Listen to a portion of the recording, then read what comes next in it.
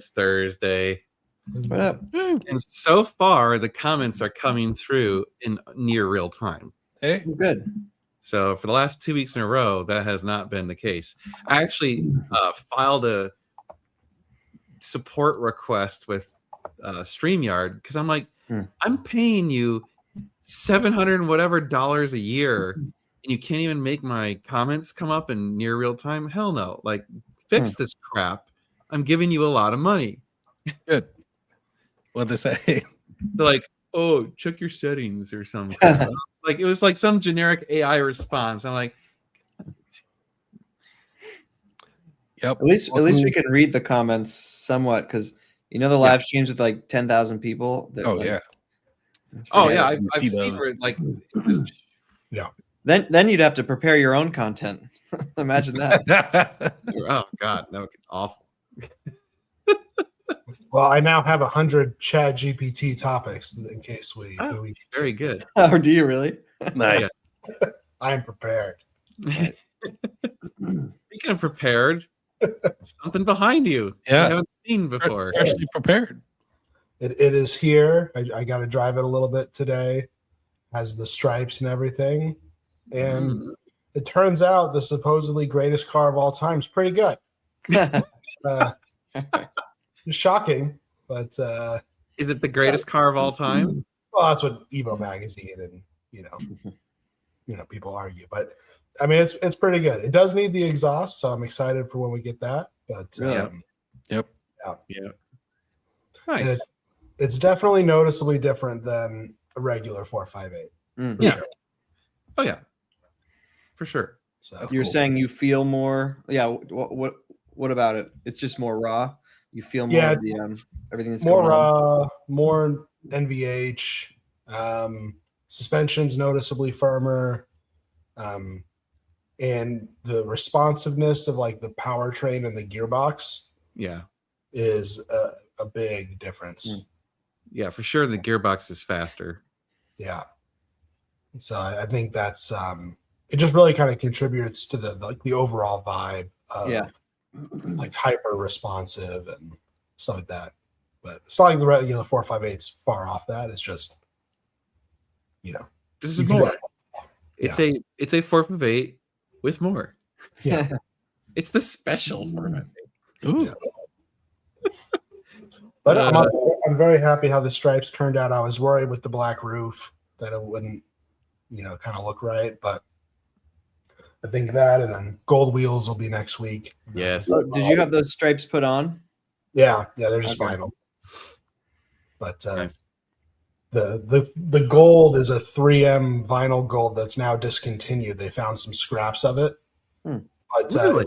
it's a perfect color match for Ferrari gold on the Scud. And like I put the sample next to the Scud wheels and the Scud stripe, and I was like, oh my god, we have to get this. And they're like, well, tough, because we can't anymore. So fortunately they had like just enough around. So I'm looking for leftover material on eBay that I can buy and just store in the garage. Just in case. Yeah. Well, if it gets like a rock chip or something. It's not a bad idea. Yep. That gold reminded, when I saw it, it reminded me a little bit of that Chinese 458, the dragon one. Yes. Yeah, that had the black and gold on it. Yeah. I got that vibe from it. Well, that'll be my next thing is a vinyl dragon. I love it. Right between Call the him black stripes. Greg the Dragon. Oh man, if I actually drive a car with a dragon on it at the dragon, that's pretty horrible. Yep. I actually think that would be cool. But I have no taste. I mean, look at me. I'm wearing blue T-shirts every day of my life. So what do I know about anything? Right, Don't listen to me. I have about 10 versions of this black Puma shirt. So Yeah, that's the CEO way. Eliminate decisions. Right?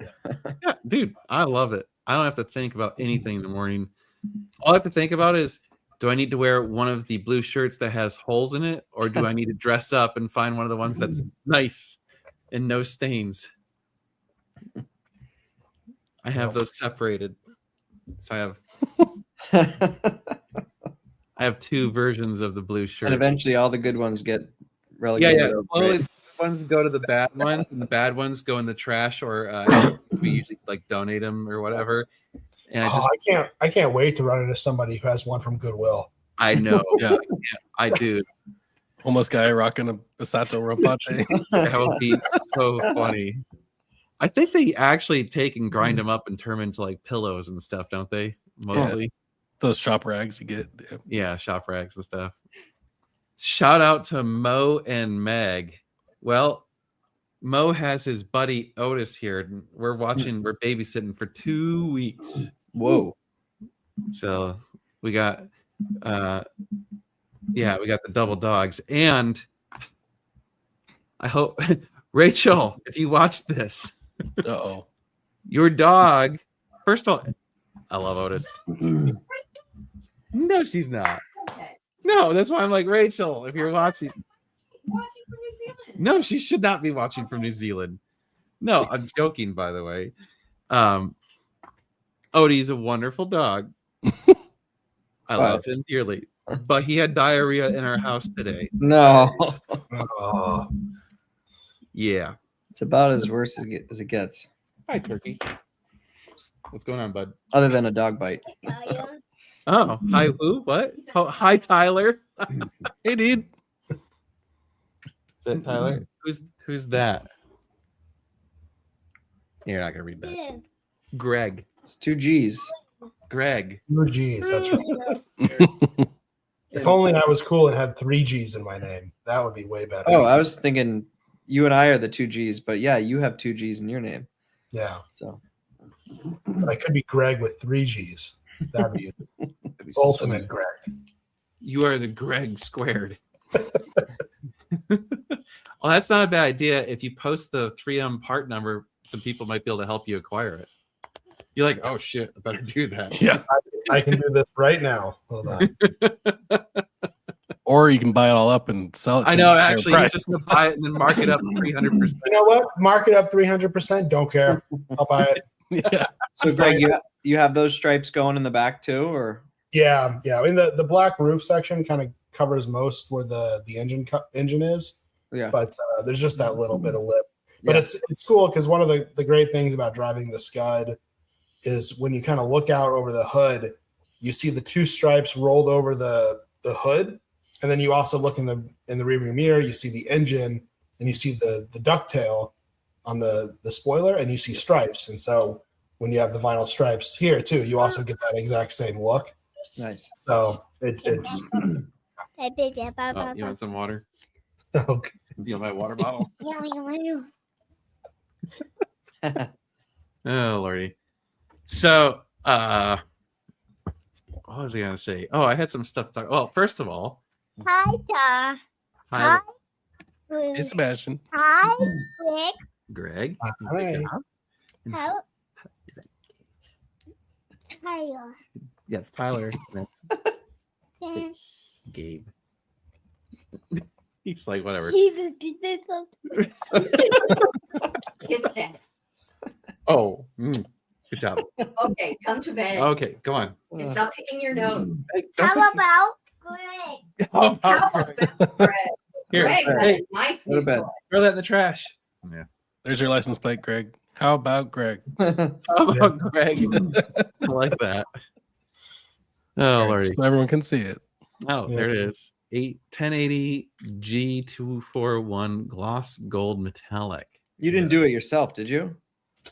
No, not Just picture you with the hair dryer in there, Yeah.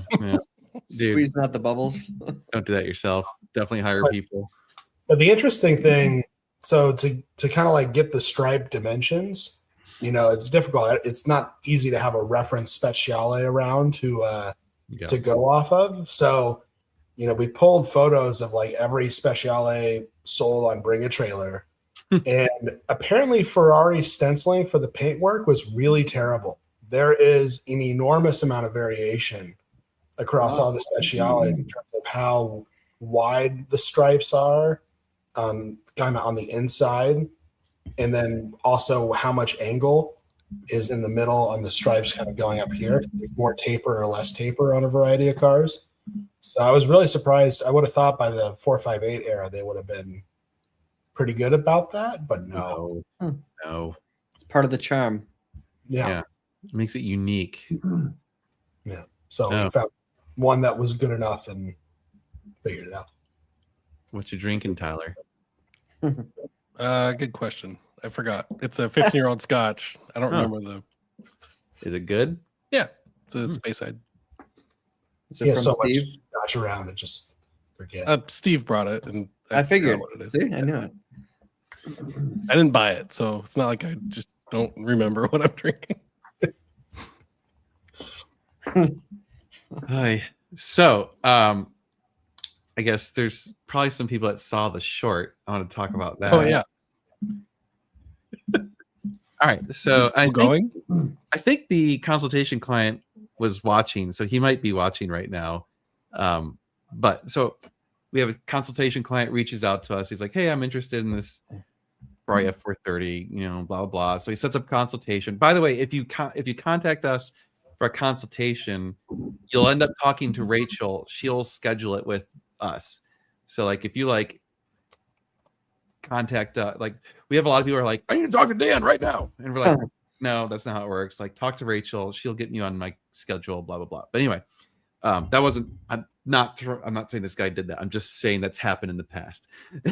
This guy was very nice. But anyway, so he's like, "Hey, I'm looking at 430s. I got this one of interest. I'm trying to figure out some stuff with it. So like we got consultation."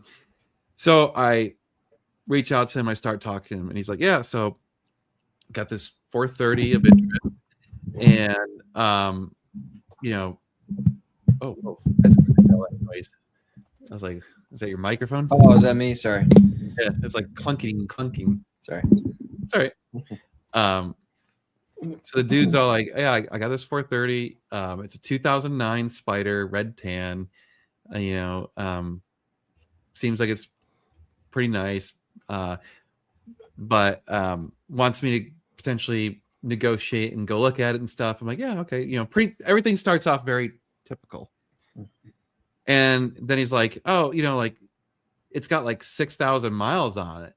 And I'm like, "Oh, wow, that's pretty low miles. Okay." And then he's like, "Yeah, and they want $110,000 for it." And I'm like, yeah. No, there's no way. I'm like, that's $150,000+ car, even if it's like in shit condition, like $150,000 to $175,000, easy, maybe even more, right? So I'm like, okay, something's not right here. And I'm thinking, my initial thought is, okay, it's probably a salvage, and they're trying to hide that it's salvage, right? Because we've definitely seen that before. That's not unusual. And so I'm like, okay, well, I have some red flags. I'm not sure about this. He's like, "Yeah, that's why I wanted to reach out to you." So he's like, "Yeah, I had a conversation with the guy, and it's actually like a broker who's trying to sell the car for some client. And he's not even a broker. He's just some guy. Heard this before. Right. He's trying to sell it for this guy, and the guy is super protective of his privacy, so he won't give the VIN or the Carfax. But here's where it's really strange. So right there, I'm like, yeah, this is really good. This is going bad, because like we've definitely had, when we're trying to deal with crazy cars like F40s and some other stuff, because we've worked some deals on that, even though none of them have come through, but we've worked them. And people will not tell you the VIN, and they will not give you any information until you actually sign a non-disclosure. Or like really get serious. Like money's about to change hands. Okay, now you can start finding out details. But for a regular old 430, yeah, like no. Unless it's like someone who's got a crazy collection, no. So I'm like, all right, this is really not making sense. And then he's like, "Yeah, well, they said you can definitely go inspect it." I'm like, okay, that's good. And he said, "Yeah, they said if I want to pay shipping, they will ship it to me and let me inspect it. Oh. And I'm like, no, there's no way. I'm like, there is literally no one on earth who will ship the car to you without it being paid for first. Zero. So I'm like, okay, this is got to be a scam. And he's like, yeah, but like, so he sent me screenshots of all their conversation, and he definitely was like going on and on and on and on. And then at the very end, he's like, oh, and by the way, we need a deposit. I'm like, there it is. So I'm like, well, I'm going to call the guy. Right. So I called the guy. By the way, I recorded this. Nice. So I recorded my Love conversation. And I was like, yeah, hey, I was hired to inspect this car, blah, blah, blah. So I'd like to come see it. And he's like, okay. Like, yeah, so I need the address of where this car is at. He's like, okay, I'll text you the address. Or mind you, he's speaking really poor English. Like, it's very hard to understand what he's saying. And I'm like, okay, like, so I'm eventually figured out, he's like, I'll give you the address and blah, blah. And honestly, the communication's so poor that I'm like, all right, I'm just going to let's just text each other. Right. So we hang up. He texts me an address and I look it up and it's an actual house. Okay. It's not like some crazy house. It's $1 million house in upstate, like near Albany, New York. I'm like, okay, like nothing unusual here. But I'm thinking to myself, like, they won't give me the VIN, but they'll give me the house address of the owner of the car. That's like, weird. This doesn't, because I was like, hey, I need the VIN. And he's like, oh, I can't give you the VIN, blah, blah, blah, privacy. And I'm like, well, then give me the Carfax and just redact the person's name. Oh, no, you could use that to figure out who it is because blah, blah, blah. I'm like, okay, this is bullshit. Yeah. And then he sends me pictures of the car. And I'm like, all right, I'm going to reverse Google search these images. And so one of the images has the back of a guy's head holding his child in the car. I'm like, well, that's a pretty distinct picture. So that one's definitely going to come up on Google reverse. So I throw it in there and boom, here it is. Like 10 days ago, some dealer in Oregon stole that car to this gentleman. And like, here's like the pictures of him taking possession of his car. And so I scrolled through all those pictures. I'm like, okay, that's fascinating. And then I'm like, wait a minute. That's not the same freaking car. So I looked through his other pictures because he sent me like 9 or 10 pictures. And it's different cars. Oh my God. It's 2 different cars. I'm like, holy shit, the interior is completely different. One of them has carbon fiber, one of them does not. One of them's Kuyo, and one of them's tan. What? So I'm like, oh, this is really fun. So I call the guy out. I'm like, dude, you sent me 2 different pictures. He's like, oh, yeah, that's my car. Sorry about that. I'm like, yeah, right, dude. Oh my God. And so then he's like, yeah. And I'm like, well, I'm going to fly up there tomorrow. I am booking a ticket right now to come look at this car. And he's like, oh, well, I need $1,000 deposit. And I'm like, yeah, bullshit, dude. Like, so then Josh is in on this, right? And I'm like, look at this crap. Josh's like, wait, stay right here. He runs upstairs and grabs our wad of fake hundos. Yes. He's like, dude, just show him a picture of this and be like, I'm bringing cash. On my way. Okay. So I hold up the hundos, take a picture of it, and I'm like, I'm coming with cash. And he blocked me or something. I haven't heard back from him. Ah. He figured it out. I'm like, dang. So then, just to make it even more fascinating, we Google his phone number, and it turns out this guy is a professional scammer. Nice. He is all over the internet running like 20 different scams. It was impressive. I was like, holy shit. He literally is a full-time scammer. This is his job. Are we breaking this to the FBI? Let's go. So we're trying to maybe like, I mean, This is where it starts. Yeah. this guy needs to go to prison. Like he's doing so he's getting deposits on dogs and like not giving people dogs. He's doing watches. He's doing like buyers clubs where like he creates like an Instagram page, gets a bunch of hype, and then says, "Oh, find out how to buy this shit. It's only $100 a month or something like that." And so like if you search his phone number, it's everywhere. That's Wow. amazing. All of these different things, and like a couple of them are like reported as like this is a scam and this is a scam and whatever. It's like, wow, this is really crazy. Like how much he's just running all. So Josh sent, so like one of the websites was like text, this number to get access to our club. So Josh is like, well, I'll do that. So Josh texts the number, and his response was like, which club did you want in? Oh no. I'm like, oh my God, like See, the funny thing about the buyers clubs though is it's also so easy for it to not be fraud. right.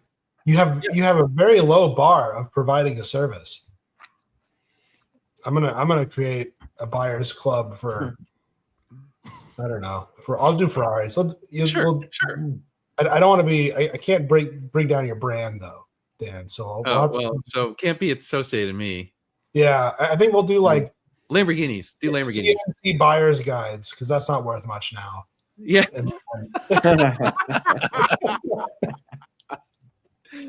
Oh man, I'm thoroughly actually impressed with how, like, so first of all, the scammers are clearly using AI to help make their language better, because they didn't use kindly once, like, which is always the immediate, like, anytime you're having a negotiation, if someone says kindly, they are a scammer. Like 99 times out of 100, they're a scammer. So none of that. And his ability to speak in text was so much more proficient than his ability over the phone. You think he was just bullshitting the accent? No, it was he's not a native English speaker. Like he doesn't know how to speak English very well, clearly, and this accent was pretty hard. So it was really interesting. That is a new one for me. But I mean, clearly it's a deposit scam, right? Like, no doubt he's gonna try and get you to Zelle a deposit, and then you ain't gonna get shit. Yep. And if you fly up to go look at that car, I'm sure some poor sucker, because we Zillowed the house to see if, like, a lot of times they'll use houses that are for sale, and it's not for sale. So some people are just gonna show up at some poor guy's door in Albany, New York, and be like, "Hi, I'm here to see the Ferrari." The dudes would be like, "What are you talking about? Get off my property!" Wow. Yeah. So that was my very entertaining afternoon. I'm proud to say, though, like, the consultation paid for itself. Oh in yeah. spades. Save getting took. Yeah. I mean, the buyer was not, like, he had no suspicion that it was a scam that I'm aware of. He didn't ever say he was. Maybe he was, and he just didn't say it, but I don't know. And immediately I was like, this is a scam. This has got to be, I mean, just hearing 110,000 for a 6,000 mile 430. That's I was like, dude, no, there's no way. Like I said, my first thought was, okay, it's salvage, which would be appropriate, but no. Is it still listed for sale? Did you check? So that's the thing. It's not listed for sale anywhere. The way it all came about is really also kind of sketch. So the consultation client obviously is interested in buying a 430, wants to start doing some research on the 430. So he starts joining some Facebook groups and other stuff. So he joins this Facebook group, and someone in the Facebook group, I guess, messaged him or somehow got in touch with him. Is like, hey, I have this off-market car. Are you interested in it? And then they start chatting. So really, really interesting. Wow. Yeah. So it's multi-level too. Someone's linking up people like, ooh. Yeah. I haven't talked to the client. Well, I talked to him a bit afterwards, and obviously I told him, like, this is a scam. We're not, like, you are not going to go buy this car. Please, no. So, but I need to find out the guy's Facebook account because I tried to find it and I couldn't. So like the name he gave may not be the name he's using on Facebook or something. I don't know. So we'll see. But it's because I'd like to report him to like the people who are running those Facebook groups just to get him banned because he's got to be doing that to a bunch of people. And the thing is, like, okay, let's assume you know very little about Ferraris, but you're like, I would like to buy one. Like, so you start doing research, and someone reaches out to you, is like, oh hey, like, and they're very friendly. Oh yeah, I've got this off-market car. I can help you out. Blah blah blah. Oh, it's a great deal. Yeah, you can check it out on a PPI. And like, you've never done this before. You're like, this sounds great. Yeah, just pay to ship it to you. Yeah, no big deal. 50 grand cheaper than the rest of them. And like, that was the other funny thing is the shipping quote was only $1,100. I'm like, oh no, that is way too cheap for shipping that car from where it was supposed to go to where it was going to be. I'm like, no. But I'm just like, yeah, man, like I could so easily say or see someone flogging someone and getting a free deposit, or he might have even gotten shipping charges too. So it's like, hey, send me $1,000 deposit and $1,100 for shipping, and we'll get this car down to you and you can inspect it. It's like, dang, bastards. Damn. I hate that crap so bad. It just, this world, like doing the supercar stuff is so challenging already, and then to have like scammers and fraudsters out there just makes it so much more stressful. It's the ugly undercurrent of the supercar world. Yeah, because the problem is there's such large transactions that it's so easy to like skim off of it or do shady and there's crap. such emotional transactions that people get so attached. Oh yeah. And they put blinders on and they get completely lost. Big time. Well, dude, I mean, we've had clients where they hired us, we go look at a car or inspect it or whatever, and we're like, you should not buy this car. And they're like, oh no, I really want it. And I'm like, no, listen to me. You hired me to be impartial, and I'm telling you, you should not buy this car. And I basically like have to beg them to not buy the car. And I'm not even joking. I had a guy where I sat there and like argued with the guy, convincing him not to buy the car. He finally doesn't. He's like, okay, fine, I'm not going to buy the car. And like a week goes by and he buys a different car with our approval. And he was like, I just want to say thank you so much for talking me out of the other car, because it would have been a disaster. And you were totally right. And I got way too emotionally attached to it. But in the moment, you're like, I want this car. Like, give it to me. Detox Dan, detoxing them of their emotions. Dude, I mean, that's a good value prop as you market your consulting. I know that's been around for a while, but like just sniffing out scams. Well, right? Yeah. I mean, obviously we have our like antenna up on high alert anytime we're doing this. And, we've done it so many times now, hundreds of times, that it's pretty obvious. Like, it's very rare that someone like strings us along and then we figure out it's a scam, like after we really get into it. Like, usually I'm pretty on the spot, can determine it's a scam. Like I said, this guy I knew was a scam, or at least I put it at a high probability of a scam almost immediately. So, fun day. Sounds like it. So that'll be in Saturday's video, right? Yeah. So I filmed it all today, and like in the moment.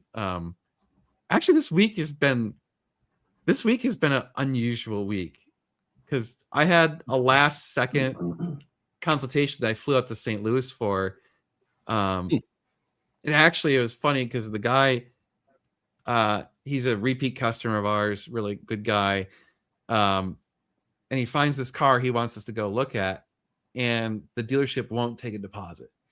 It's one of those. And I'm like, oh, God damn it. I know that game very well. And so I'm like, all right, I have to get out there as fast as I can. So I search for flights, and it's like, this was like 4:00 in the afternoon, and there's a flight leaving Austin at 6:25. And I'm like, ooh, maybe I can make that. So I'm like, oh God, this would be a tight one. So I'm like, all right, screw it. I booked the flight. I grab my crap and I book it home because I'm like, I need to get some clothes and my toothbrush and stuff like that. I fly and I call Meg on the way. I'm like, hey, can you do me a favor? Can you get my suitcase and throw some shirts and underwear and socks in it real quick? And she's like, okay. And I'm like, I'm flying out tonight. She's like, oh crap. Okay, sure. I get to the house and I forgot one of my tools at the shop. No. And I'm like, no, there's no way I can make it. There's absolutely like I was gonna make it with maybe 10 minutes before they closed the door in the plane, and now it's impossible. So I had to cancel the flight, rebook it for the next morning, and I did an out and back. So I still had a 21, 22 hour day or whatever, but it was That's rough. Get the car bought? Yep.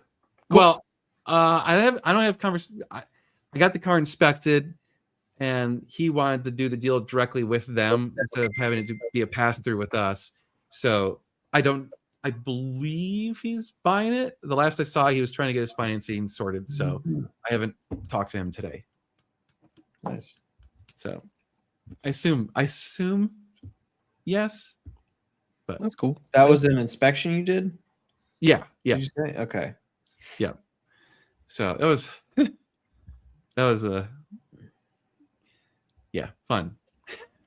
Is that like consultation plus airfare and lodging? That's one of the in-person consultations is what we call it, like our white glove service. Well, we'll go inspect the car in person. We'll negotiate for you. We can run it through our dealership.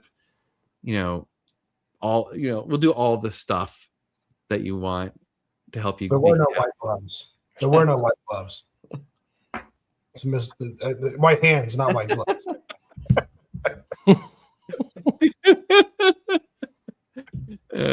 Yeah, okay. No. I can vouch it's a good service. Yeah. Thank There you. you go. You should do a Google review. Ooh. I can't do Google reviews because it puts my name. I don't know. want to use my name as the Google. If I could use like a screen name, You need to create an alias, a different account for writing Well, reviews. but that's the whole validity is like it's someone actually saying, yes, this worked. Yeah. Also, do you think Google reviews really help for you, Dan? I mean, think about it. I don't know. I look at Google reviews just to get a gut check on a business, like to look at the extremes. I think if it's maybe all if one they don't- stars, then like why would I bother? For a random person finding our dealership, if for example, if we're not selling a Ferrari, they probably if we sell like a Corvette or a whatever, they don't know who we are. They probably haven't seen our videos. Yeah. In those cases, I think it does help. But I'm gonna say the vast majority of our Ferrari transactions, I'm gonna say 85% of the people have seen our videos. Yeah. So- it's kind of like, True. A lot of people are coming through your network. Yeah. So in that respect, I don't think in those cases, reviews do not help. No. Yeah. But still, I want to build up a good repertoire of reviews over time, hopefully. Although I have a couple negative reviews on Facebook already. Because, Facebook's the Wild West of... I'm on a hair trigger. Just fire off a negative review immediately. I mean, Did not accept chicken nuggets as a down payment. I better not say thank you like I did to that one guy. made me pay him. What a jerk.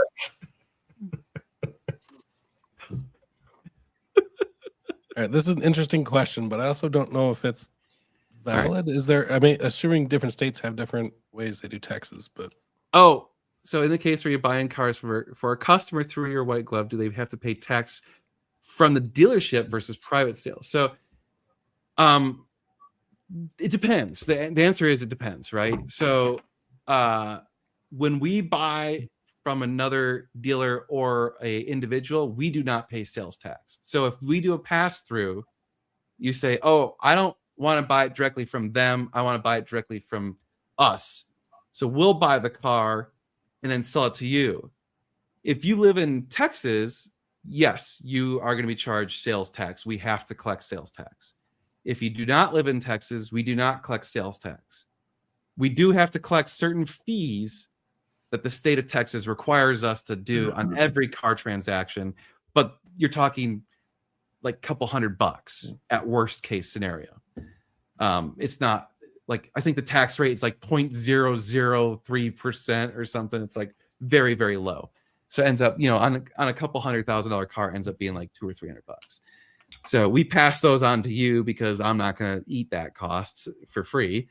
And then we have some other fees, but that's it. Like, we don't add on BS. Like, some of these dealerships, like, oh, we have like a $1,500 dock fee and, a $800 I went to the mailbox fee. I mean, like, give me a break, guys. We don't do any of that dumb shit. But yes, so if you buy the car from us and you're not in Texas, we don't collect sales tax. But when you go to register your car, you will have sales tax that you have to pay in your state. If your state has it, obviously. If your state has sales tax, correct. Yeah. And it will be a dealer transaction. Correct. It will be considered you purchased it from a dealership, not from an individual, which is nice because that means in a lot of states, if you're doing a trade-in, you can do a trade-in with us and get the tax credit on the trade-in. So we have done that numerous times. So someone's like, oh, I want to buy this car, have you go inspect it. We go inspect it. And by the way, I want to trade in this whatever on that car. Okay. If we can come to a number we like on that car, we will buy that car from you on trade and give you the tax credit, or you'll get the tax credit through your state. But you have to verify that your state does that because not all states do that. Is that the main reason why people have you buy it from another party to then buy it from you? No, I think Why else? the main reason is people trust us and they don't want the paperwork going through some shady dealership. Okay.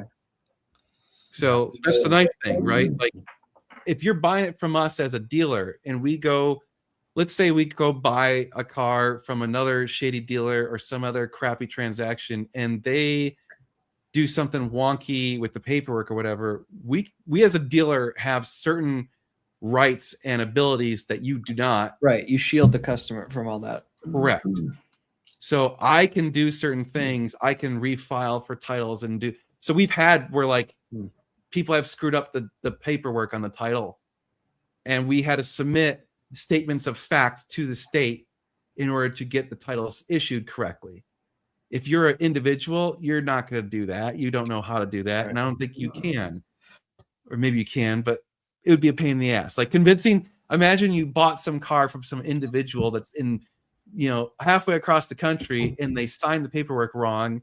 And you try and register at the DMV, and the DMV says, we can't take this. They signed it wrong. You got to go back to that guy and get him to reissue a title. Good luck. I hope you really paid well for the car and that person's really nice. Yeah. How do you ensure that the price that they would have paid with that dealer ends up being what they're paying with you? So that's the other thing is if you hire us to do this service, we negotiate on the price. So let's say it's listed for $100,000 and I negotiate it down to 95. I'm going to sell it to you at 95 because you're paying me. I'm already making money. Right. Plus your service. So that's you've paid me to do that as a service. So anything I can get off on the car and save you is yours. So I would say probably 75% of our consultations pay for themselves because of that. Now, I'm not saying that you might not have also gotten that $5,000 off negotiating. You probably could have. You may have gotten 10. Right. You maybe did. Maybe you're like the master negotiator and you would have done a better job than us. But I'm going to say we do it all the time, basically every single week of the year, if not multiple times per week, all the time. So we get pretty good at it. And the other thing is dealer to dealer is easy for dealers. They like it. So like we've had dealers reach out to us and give us really shitty numbers on cars. And we took them because we're like, get it out of here. I don't give a shit. They're going to send me a wire in an hour after we send them the paperwork, and that car is going to disappear from my existence a day later. I don't care. Get rid of it, right? Mm-hmm. And so a lot of times, if we're like, hey, we're a dealer, we'll get you paid right away, blah, blah, blah. They're like, sure, send it. They don't care. I find that this is John's point is 100% right too. Mm-hmm. Right? I used to live in Arizona. Arizona's one of them.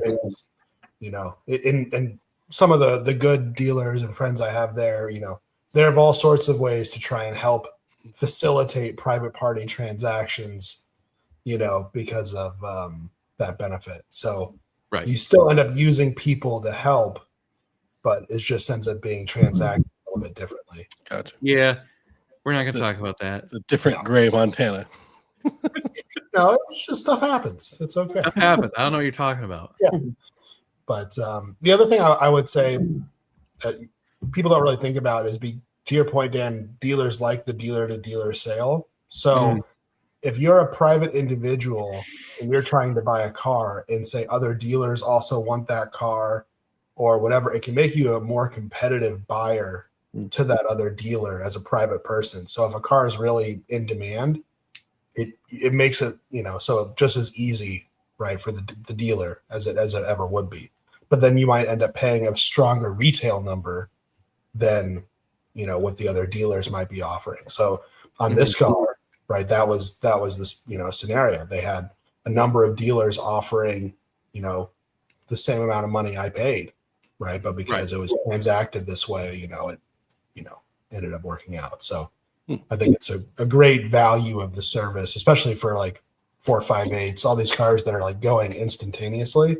You want to be able to fire and jump really fast. You don't want to be, you know, slow in any part of the transaction. And for instance, you might have to arrange financing. That can take a lot of time, right? Dan can get a wire and transact it immediately. And, you know, the floor plan time for them is minimal because it's getting transacted straight through to you, you know, whatever. So I think it's a great service. I think more people should use it.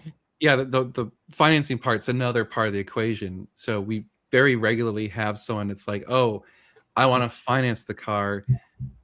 Or like they have really complicated situations. Hey, I'm going to trade in this car with you. I still have a lien on the car and I'm going to finance the new car. And, you know, and so if you go to a dealer and you're like wanting to do all those complicated things versus me just goes up, it's like, hey, I'm a dealer. I'll send you a wire tomorrow. They're like, I would so much rather do that than have to deal with all the hoops and hassle of this other transaction. Because believe me, every time someone's telling me that they want to finance through RBFCU, I'm like, because RBFCU doesn't pay us for over a month after we sell the car. It takes that long. It's stupid. So, which by the way, we've discussed, like anytime anyone wants to pay with our RBFCU, we're going to start charging a fee because we're eating shit every single time, you know, that we have to do them. But I digress. But yeah, the financing thing's a huge part of it as well. If you're not going to use their financing, so they're not going to get any money on the financing, they're not as motivated to arrange the financing. And in other cases, this has also happened. Oh, I want to finance. I live in Texas and I want to finance it through a Texas credit union.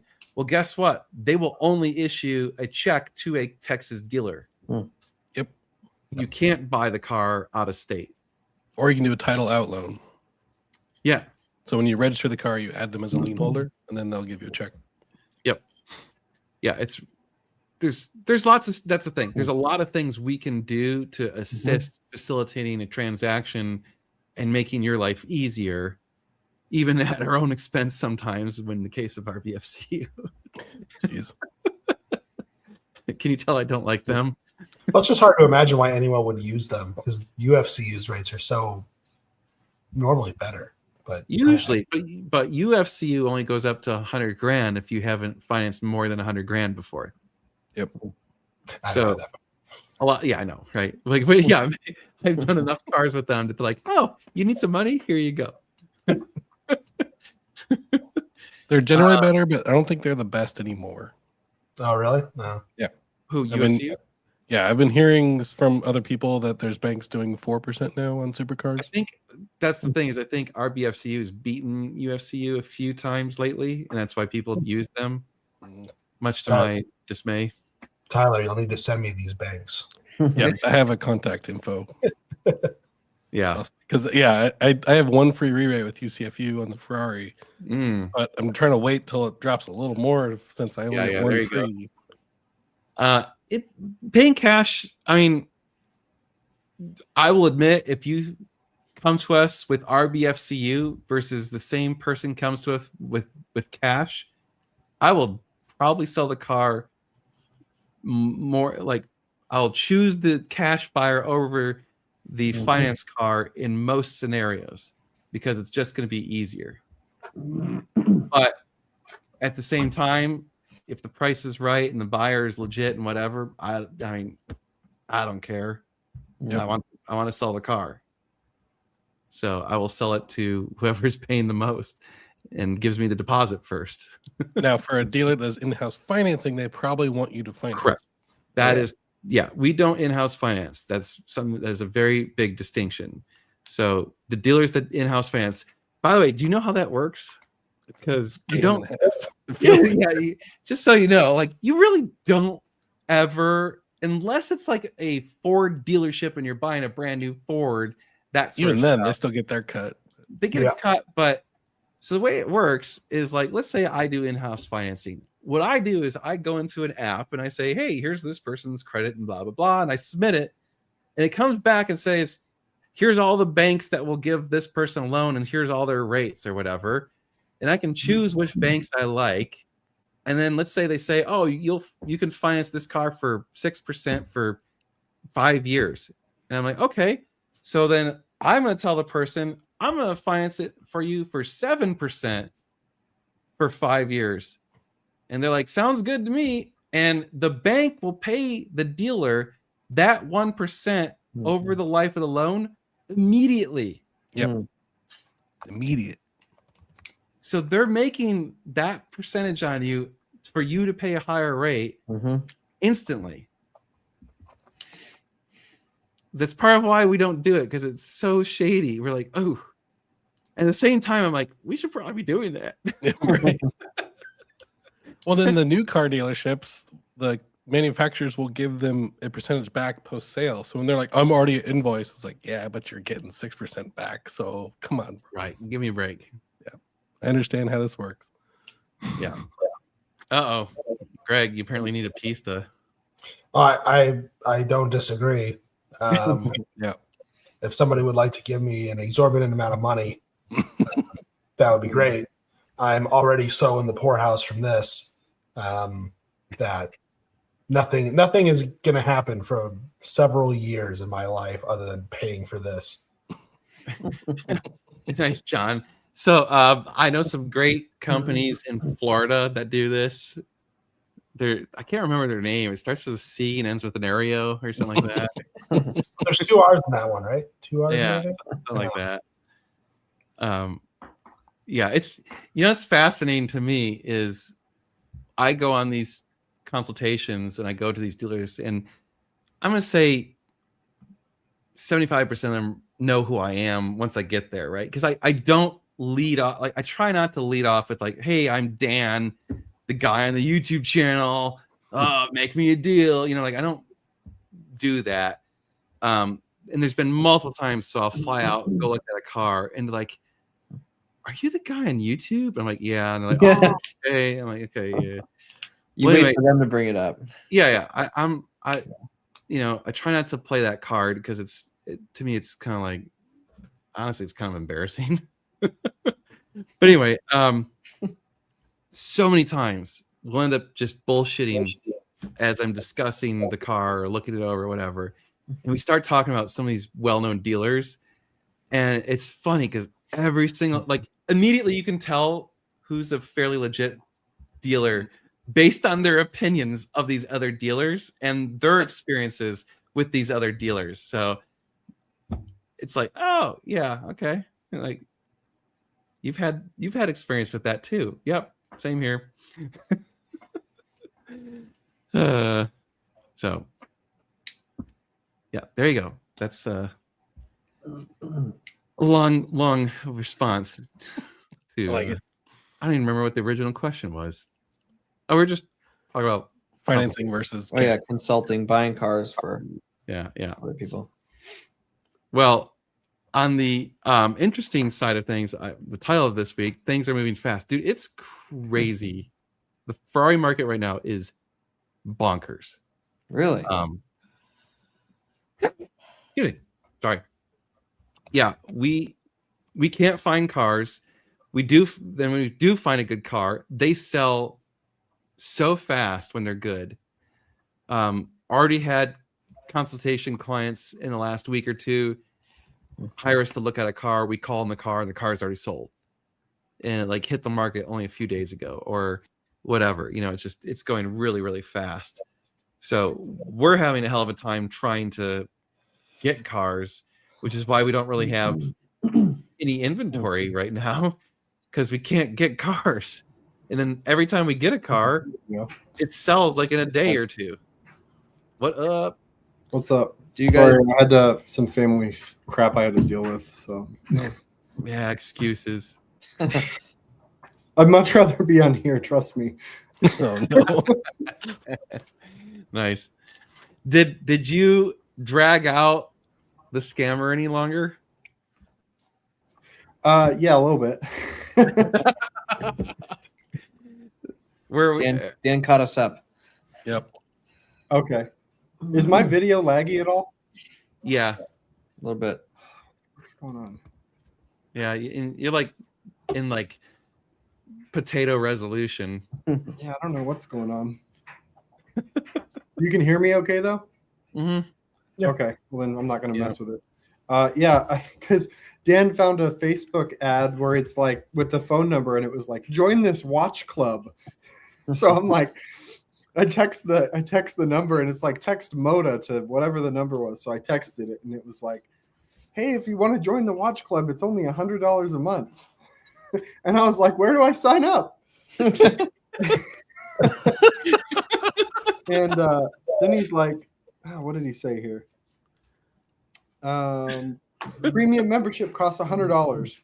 Premium. You get premium access. Premium. That's cheap for premium.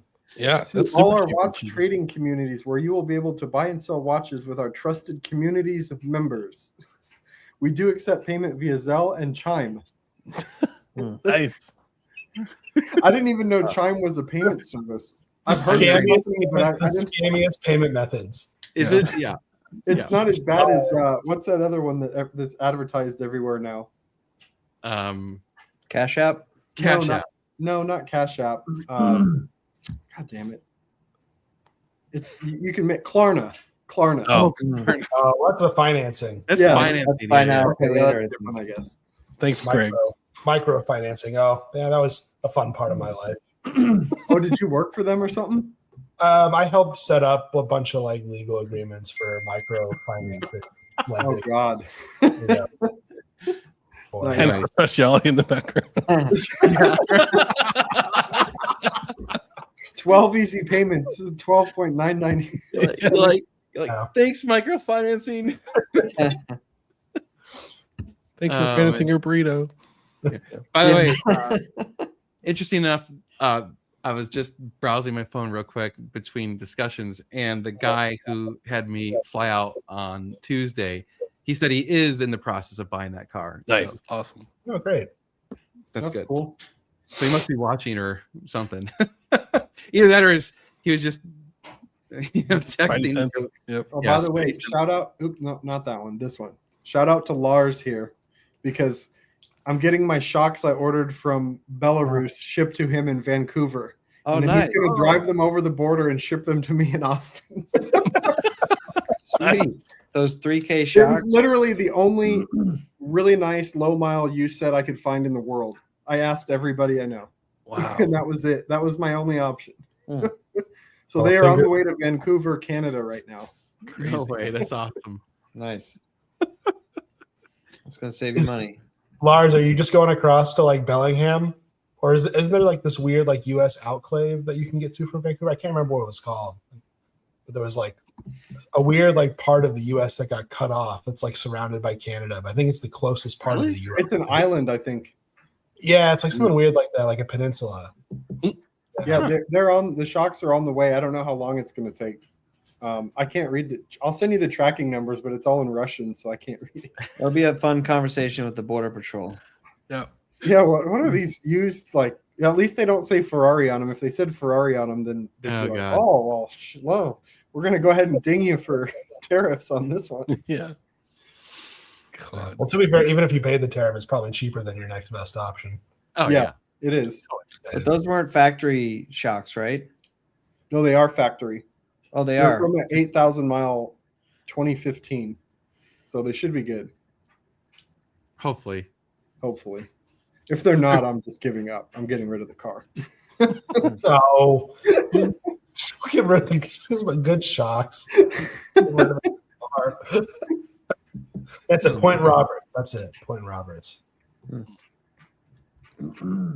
Oh man. Too funny. Actually, there was another guy on here. You might get an email from him. He was looking for a green quad, or he has a green quad he was trying to sell. Yeah. And I have a guy who was trying to put together a broker a deal on my Scud that he has a green quad, but he wants a 24 green quad as opposed to his current quad. So we can like broker some deal up, put everybody together. Okay. There you go. Yeah. Oh, there it is. Yeah, Only that's probably 1,500 miles. that's probably really expensive. Yeah. Yeah, but the guy who wants to, he was asking if mine was a 24, and I was like, mine's a 23. Oh, okay. But he only wants to buy a 24 for the new mechanical diff. So Oh, I think he knows it'll cost some money. So yeah. but it's okay. You guys just give me a little love on my upcoming service expenses. Yeah, right. Good question. What do you do if you're en route to look at a car for a client and it sells in the meantime?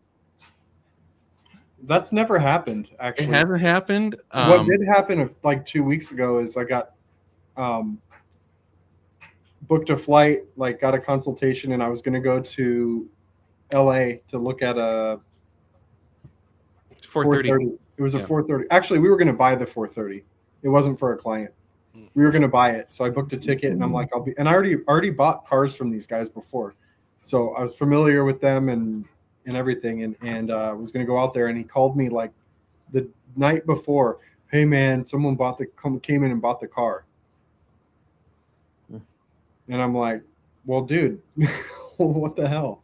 It's too late to get a refund on my ticket. It's past the 24-hour deadline or whatever. Yeah. So I got screwed on that.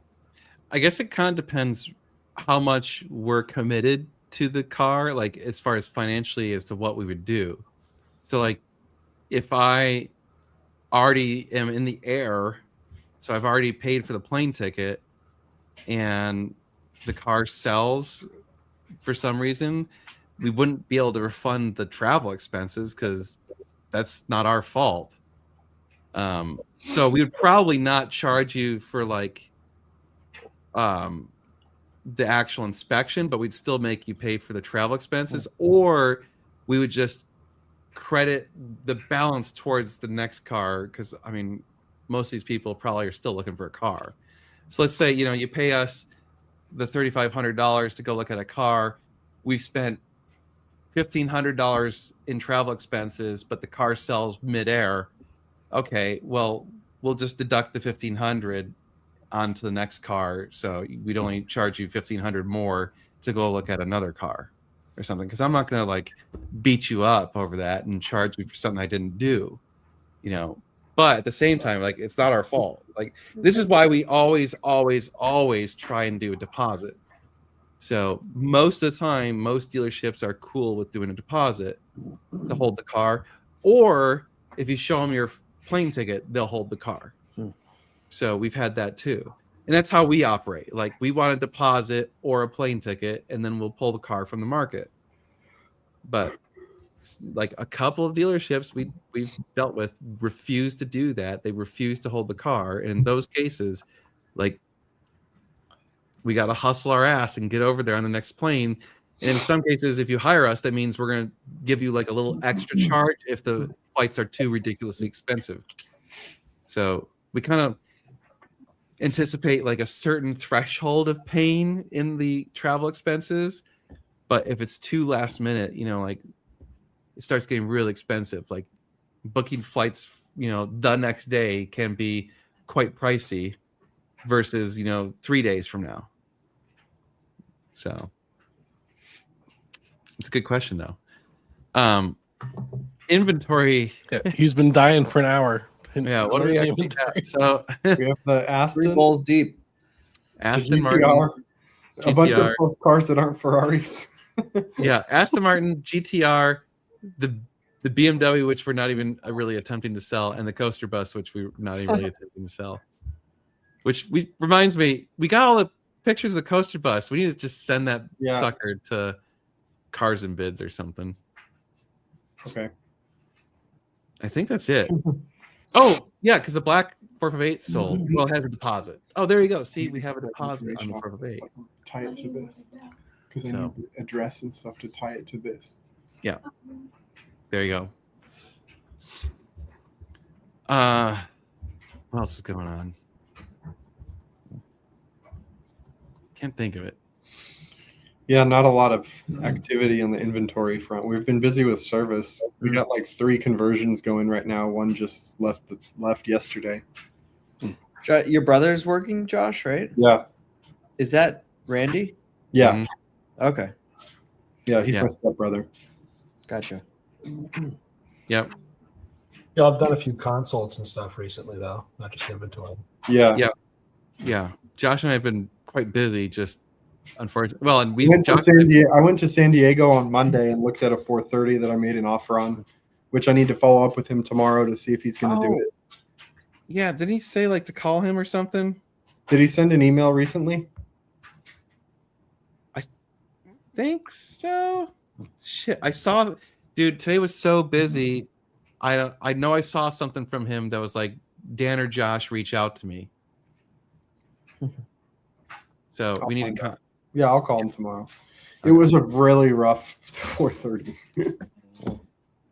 It needs a lot. It needs some love. Cosmetically, it's nice, but mechanically, it needs everything. It needs a restoration. Yeah. It's funny because sometimes you say that like, oh, it needs everything, and then Josh got back from the trip. He's like, here's everything it needs. I'm like, oh, you weren't lying. It literally needs everything. Yeah. I'm like, oh my god, like what happens to this poor thing? But hey, man, he probably had the best time of his life with that car. Here we go. Oh my god. That would be amazing. Oh, there you go. Speaking of, Good segue. so the Dragon is a go. Hmm. We have the hotel. The hotel is blocked off the dates for us. I don't have the link yet, so you can't go book it yet. Because if you try and book it, it's not going to let you. So I'm trying to get the link. I'll get that soon. I have gotten permission to come out for 1 full day. Nice. What? So I'm flying out on Tuesday. Permission at home. Yeah. I'm flying out on Tuesday. I'm renting a regular old car, driving to the Dragon. I'll probably beat the crap out of my rental car. Why not? As I'm gonna try and get a Malibu if I can. yeah. If I can, I'm gonna get God. Or Knoxville Avis agents. Dan's like, no, I want a shitty Chevy. I want the Malibu. Don't upgrade me. No upgrades. Said Chevy Malibu or similar. I want the goddamn Malibu. Yeah. It said it in the thing when I clicked yes. It said Malibu. And then Wednesday I have all day, and then Thursday I fly back. So at least I get to go for that. Hey, you know what? So what are you gonna drive on the Dragon? Something The else? rental car. Oh, the rental car. Malibu. Yeah. Oh, you would drive the. Hell yeah. Dude. I looked at Turo. There was a couple Turo options, but the more I thought about it, the more I'm like, I think it'll be fun to beat the crap out of a regular car on the Dragon. You'll get to Yeah. push it. If Greg's offering a seat here, because I just saw him do one of these. Yeah, I mean, we'll find cars. I'm sure there'll be enough cars around that Dan can. Oh, I'm sure I'll be able to Right, hop whatever. some rides in better cars. Yeah. So I'm What fine are with the dates? You might message, call the guy at Hub 129 or 129 Hub, because he might have some better rentals like an S2000 or Miata or Ooh, an something like that. S2000 would be a lot of fun. that would be fun. Yeah. I would do Yeah, that. he had talked about stuff like that before. When is this? May 4th through 9th, I think. I think the 8th. I think John's right about that. That's the crappy part. I couldn't swap the keys on the Boo because it'd be a rental car. You're Yeah, gonna I smoke those brakes and tires on the Boo. Oh, yeah, I'm gonna put all the wear on those tires. Like, dude, that's the funny thing is when you drive like a normal car with normal tires on a high performance situation, they protest a lot. People are like, going to be hearing you screaming the whole time. they'll hear those tires. Like that Maverick behind us last year. Yeah, dude, that was hilarious. Man, I couldn't believe some of those locals that the way they were driving those like cargo vans and Oh my god, trucks and shit. it's good shit. Ooh, I would definitely take a Nissan Sentra as well. I think that's acceptable if there's no Boo available. With a CVT. Yeah. Oh yeah.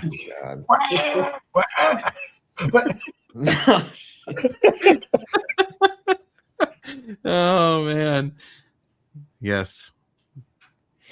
Well, I'll have fun in whatever I'm in. I don't care. It's just fun to be out there. Mhm. So I'm trying to stay a little bit longer. I got my room for both the weekend before and after in case people are staying longer, but we'll have to work that out. okay. I mean, I'm sure some people probably would. So Yeah. we'll create the WhatsApp group for the 26 crew and get that going. You must talk to him or something. You already got subverting the system. Well, I think if you've already stayed there and he recognizes you, I know like, Casey got a room booked already. Yeah, well, Casey and I have had to be chatting about his new car. Yeah. And so we were tying that back to the Dragon. And then I was like, oh, well, maybe I can get parking by the car wash / covered parking area. I'll be there. Try to not steal only that spot. not only trying to subvert the process, you're trying to get the best rooms. What's I his don't new care about the car? room. I just want covered I parking. didn't see maybe like one or two cops the whole time we were there. You know what's funny though is on the sites that take pictures of cars, there was like 600 pictures of cops those days we were Really? there. I didn't see all but 3 the last day. Man, when we went, there was none. Yeah, the days we were there though, they had 600 pictures of cops. Wow. We just all missed them. What does I Casey wonder- have, Greg? I don't know if the Josh says he won it. Oh, okay. Probably, yeah, I don't know. Oh, I don't know. Probably not. Yeah. Sounds like Casey. Fair enough. Does he even know what he's bringing? He changes cars constantly. I think he just is buying something, right? So I think he's Okay, yeah. bringing that. Hmm. Although he'll probably come with some RWB or I don't know. You don't know. But I do think we can try and get him a cheesy rice license plate. We're definitely going to get cheesy rice. Yeah. That's just the local staple. All right, there's 2 places we have to eat. One is the breakfast place, and 2 is the cheesy rice place. Yep. Yeah. The only thing that one breakfast place just took forever. But I never made it to the breakfast place with you guys. I went to the little cafe every day that was over there. That place was really good. Yeah. The cafe is Oh. good, Dan. But the problem with the other breakfast place, we just got to break it up because when 12 people show up at once, they're like, "Oh my god!" Well, because at that time in the morning, there's like one person working. Literally. Yeah. The whole thing. Yeah. So it's, you inundate them with 12 orders at once. It takes a while. But at the same time, that's why you go early and just chill and whatever, eat schmooze and sit there and whatever. that's And the main reason I want to stay longer. I want to be more relaxed there, not so pressured to. Yeah. Yeah. Well, I'm telling you, do what I did last year. Do your own thing. That adds a lot. And then so many people need to just go out on the Dragon, find a spot and park and just chill. Yeah. and watch cars go by. That I liked that I just left for like 2 hours by myself, did some driving alone, and then I'm like, okay, where is everyone? And then I'm like, okay, cool. I'm gonna set my GPS for that. And I'm just gonna go catch up with everybody, and then Yep. drive around with everybody, and then split off again. It was fun. yeah. And then we ended up on a dirt road, and remember that shit? Oh, dude. Yes, I do. Yeah, we will introduce Randy soon. I was just kind of like letting him get comfortable before we like shove cameras in his face, and they're like, Yeah, I asked him if he wanted to be on the live, and he's like, I'm not there. I'm not ready yet. yeah, let's not like scare him away immediately. Let's slowly ramp that up, because I mean that's a lot to deal with. Like going from 0 to 100,000 people potentially looking at you and criticizing everything about you. It's a lot. So, But people would have good questions for him. oh yeah, Actual, like they did for Nick. Technically. Yeah. Which Range Rover should I not buy? All of them. all of them. Yeah, that's Oh my easy. gosh. I can answer that one. Yes, Waya Road was good. That's, I guess, my only problem being that I'll only be there for one full day. I'm gonna have to really. You gotta hit all the good ones that you know of. I mean, you got to do the Dragon once at least. Of course. Sharahala Skyway, like Sharahala. all of the must dos. But I by think the I time you do all those, that's a whole day. Yeah. You'll have to do basically like Dragon to Waya to Robbinsville, back Yep. up Charahala. Yep. That would That's be pretty much the day. Yeah. Although I need to eat lunch at Teleco, or is it Tobacco. Teleco? Yeah, Teleco Lodge or whatever. Tobacco. Lodge. Yeah, for Yeah, sure. that place is cool. I love that place. I love just sitting there having lunch by the water, just watching occasionally cars go flying by or whatever. It's pretty cool. Yeah. Well, and Teleco it's such a great location for what we're trying to do. Like I really, couldn't ask for better. Isn't there a new Grenadier pickup truck?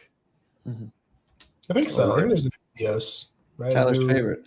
Yep. Are those the ones that are built off a Jeep or whatever to make look like a tank? God. No, that's the Resvani Beast, I thought. Oh, Resvani. Okay, yeah.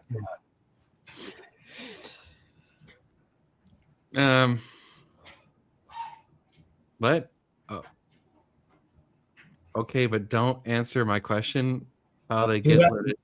He was asking him, how does Carrio have all the limited Ferraris? They And just they buy them on the open market, Yeah, you can just buy them. just like bought 'em. anyone else. I They mean, buy them. They buy them at auction, even like the big Ferrari auctions. only restricts sales for 18 months for a new one. they're all used. So I mean, if you have the right money, you can buy it. They don't have any F80s for sale or SP3s. Not They did yet. have SP3, right? They did have an SP3. Did they? It was listed for $9,999,999. I don't even check the SP3 market. I don't know what's wrong with me. I'm not aware of what cars are for sale. I just stumbled on that because sometimes when I'm searching for cars for sale, I'll just say like, "Show me all the Ferraris," Yeah. and then scroll. Sort it by highest price first. No, I always start with the lowest price first. I will say the whole price on request thing does get really annoying though, because it Yeah. takes the fun. It's like every once in a while I'm like, what's an 812 comp worth? Or Yeah. whatever. Kill. Every single car is priced on, on call or whatever. It's just annoying. I don't understand that either. Oh, by the way, related to that, people always bitch that I don't publish prices in our videos, and that's very specific. Like, there's a specific reason I don't do that is because then I can't change the price, and people are anchored to the video. Secondarily, then someone will look at a video from 6 months ago, be like, "Oh, well, this is how much you're charging back then." And they won't realize that that's from 6 months ago. I'm like, well, I want to pay that. I'm like, well, that's not the price that they're at now. So do not like talking specific prices for our specific cars in videos for that reason. It just creates headaches for us. It's not good. So, because like I'll do like a short when a car comes in off the trailer, and be like, oh, we just got this in. And I was like, how much? How much? Why don't you say how much? I'm like, well, contact us. Yeah. Let us know. We will tell you. A little more. But oh, thank you. I'm glad you're enjoying the vlog style videos. Appreciate that. Yeah. Where let's see. Can Ferrari actually stop you, or are you just cut off if you do it? I'm not sure what you're talking about. He's talking about the no sale thing. Yeah. You have to offer it back to them, and if you sell it, they can come after you for the difference, whatever you sell it for minus the sticker price. And you get a horse's head in your bed. What's that? You get a horse's head in your bed. Yep. Yeah. I mean, they'll definitely never sell you a car again either. Yeah. Yeah. Do we care about the new ones? About what? Do you care about getting a new Ferrari? No. I think we have at least one person watching this that buys new Ferraris. Lots of people watching them buy new Ferraris. That is a problem to consider if you are buying a new Ferrari. It is not a problem to consider if you're buying a used Ferrari. Yeah. I will say, when I get to take the Speciale over to Ferrari of Austin, that will feel pretty good.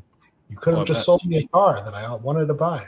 I hope you do that. I hope you roll up there with your custom plate, whatever you get on it, and just shove it in their face. Oh, no. Yeah. I still want you to get soaked for this car. Yeah. You had to soak it with the last one, but you're fully soaked this time. That actually is epic. The last one was getting you there. This one, you're there. You're definitely there. I don't know if courts have ruled, but they make you sign a contract, so you're obligated via a contract. I'm sure a lawyer could get you out of it somehow. I don't know. I'll take it. I was gonna say, pretty sure if you do that, good luck ever getting anything from Ferrari again. Yeah. I mean, if they want to sell me an SP3, I'll go ahead and I'll take the risk. I don't need another one. Yeah, right. Dude, if they want to sell me an SP3, I'll have it sold before I bought it. Yeah. And I'm going to make $5 million too. Mm-hmm. Mm-hmm. God. So nuts. Is anyone going to the annual event at Monticello? No. It's The Ferrari too far. event? It's too far. You should. It's Closer supposed for to me. be. Yeah, I'm going. I'm going to be instructing at the track event. Oh, hell yeah. So I go Nice. for free, and I get Oh. track. We have an instructor run group. Dude, Oh, heck yeah. that's Well, awesome. I don't go to that. Doesn't cover the other parts of the event, but Right. I want to go for the track and the instructing anyway. So I'm just gonna Hell do yeah. that. You should You do the can other take stuff. 360 on track. What's that? We can take the 360 on track. Maybe we'll see where it stands because the brakes were the limiting factor. I've tracked it very casually a couple times, and the brakes would start fading even before the oil was up to temp. My So, God. and The brakes do suck on the it 360. may just be pads, but that was by far the limiting factor. And so I was just having to lift like way early, and it was just not as fun. But we'll see what state it's in. It'll be a game time decision. Mm. Yeah, you think there'd have to be a decent pad that you could get with some fluid that would be better. Yeah, I mean, and I think it was the pad. I don't know. It's got stainless steel lines. I had new Castrol SRF, fluid in it, but it's just whatever the stock or the pads and rotors that I bought it with. Those Which pads are not. Yeah, they're not great. which is silly because they squeal like crazy, and you think, well, it's because it's a track pad, but it's got like the worst of everything. It squeals, it's got high dust, and it's no performance on track. The AutoZone pads in there. I mean, Jeez. it's totally fine for the street. I never run into issues on the street Right. in 3 years, but the first time I brought it on track, just casually warming it up, Hmm. like warming up the temps, and the brakes were fading. So we'll see. By the way, just a side note real quick. It is the first Saturday of the month this Saturday, so we are having our car meet at the shop. I decided to just move it to 9 a.m. year round. So instead of trying to be like 8 a.m. in the summer and 10 a.m. in the winter, I'm just 9 a.m., whatever. It's good enough. It won't be too hot in the summer. And it won't be too cold in the winter. It'll still be daylight in the winter. So, okay. And it just makes my life easier. And that way it's just consistent and people aren't trying to remember, is it 9 or 10 or whatever. So it's at 9. Sorry, I've changed it like 3 times in a row now. But anyway, Whatever. it is Saturday. So I know. So now people won't show up. That's the funny thing. A bunch of people showed up at 9 last time when it was at 10. And they're like, so I'm like driving to the shop and my phone's going off, like saying that there's, alerts that the cars are in the driveway. And I'm like, damn it. So anyway, Saturday, 9 a.m., first Saturday of the month, every Saturday. And I pre-plotted it through the whole year so you can actually put it on your calendar. It's on Facebook. So if you go to Facebook. Oh, you have the whole year mapped out? Yep. Because I might be coming in November. Okay. I mean, if you have a date for then, I'll take a look. Yep. First Saturday of every month. Oh, first Saturday. Okay. Yeah. Yep. I threw What? what's that? Okay. As I say, are you going to promote it on like Sweet Rides of Central Texas or anything? I threw it on Sweet Rides. Yeah. That's Interesting. I'm not like pushing it real hard because I don't want like 80 cars showing up or 100. I just want like where it's kind of at has been comfortable. Like 20, 30 cars is kind of nice where it's just chill. People get to talk. No one, like, we don't have a parking problem. We don't have stupid people doing burnouts or something dumb. You do drive? No. No.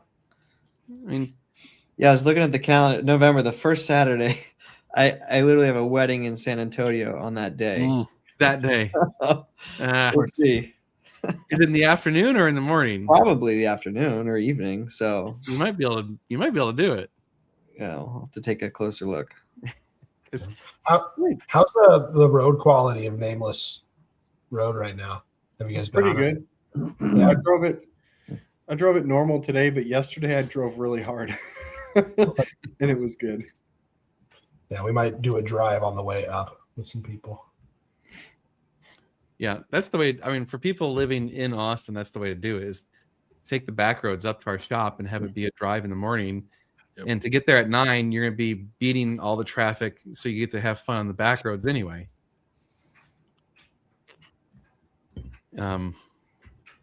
When does it end? I would say about 2 hours. It's kind of what it was first few of these, last about 2 hours. So yeah, plenty of time to get to San Antonio then. Yeah. 9 to 11. Yeah. Get there by 1. Oh yeah. Right? Yeah. It's about 2 hours. Well, depending on where in San Antonio you're going. That's true. Where in San Antonio? Yeah. Hopefully the north part of San Antonio. I have no idea. It's a long time from now. I suppose I didn't. I think I put end times on the thing. Anyway, if you go to Normal Guy Supercar on Facebook, that's where I have the events, and you can see it. If you're not already following us on Facebook, you can. That's kind of where I promote it. There you go. Yep, there you go. I wore your shirt on the FCA National event at Daytona 2 weeks ago. Not a single person knew what it was. In fact, one person was a little offended. Like, why is that a dog and not a horse? Oh my God. Seriously? Yeah. It's like, cool your jets. And I'm always surprised. Why are you asking me that question? Why do you care? It's pretty funny. Surprised when people don't know Normal Guy, people in the Ferrari world. But they may not know the logo. Yep. But they've definitely seen you guys' face. Yeah. Well, it also depends like what part of the Ferrari world you're in. If you're really broke like us and you're trying to buy a Ferrari, you probably know this channel. Right. Yeah. If you're a normal Ferrari, that's exactly why. No, if you're going to concours level stuff, you don't know who we are. They have no idea. You let the dealer handle all of your service. You don't know. Right? Oh Uh, man. We're the anti-dealer. Yeah, dealer. Tyler, you got a few laps with Jocko, right? mm-hmm. I appreciate you taking that video. I heard he got black flagged. Yeah, we got black flagged, but I got a full lap. Why? Because, well, 2 years ago when they did it, he was like, "Oh, they didn't give a shit about if you had stuff in your hands or whatever." But this time they saw me with a phone. I Yeah, had they a typically phone don't like. this. Wait, Oh, really? They black flagged you for passenger? that? Mhm. Yeah. Oh, that's We just had to come in and they're like, "Put the phone away." I was like, "Already down." I know. Seriously? You can't have a phone in your hand. Nope. Gotta get the how Ray did they Ban. see it? How did they see it? Did one of the Uh, marshals see it? Yeah, the marshal saw it. Wow. I got a full lap though, so that's pretty good. Can you put a camera on a suction cup? Yeah. I wasn't there for the drivers' meeting. I would assume so. That's like typical rules at Coda too. You can't have a camera filming. Loose. Like, You don't want it's anything loose. But you can use like meta glasses, GoPro. Whatever. Okay. Okay. Wow. I did not know that. Well, I guess it kind of makes sense. Like if you start doing something dumb, like holding out the window or something. Yeah, or if it falls and gets in the footwell or something. Yep. Driver. I gave a passenger ride to somebody when I had my aerial Atom on an autocross, and they were like trying to film, and their hand like flew up and hit the outside roll bar. The phone just went flying off the course. One of the corner workers came and brought it over. I was like, I told you the beginning of the ride. Just like when you got in that car, you have to like coffin position, and that's the only way to keep your hands from going anywhere. So I was like, hold your arms across, and you're like trying to film. No, yeah, not that thing. That's funny. Dang. Yeah, it wasn't that bad. We just had to pull into the pits, and they're like, "Put your phone down." No.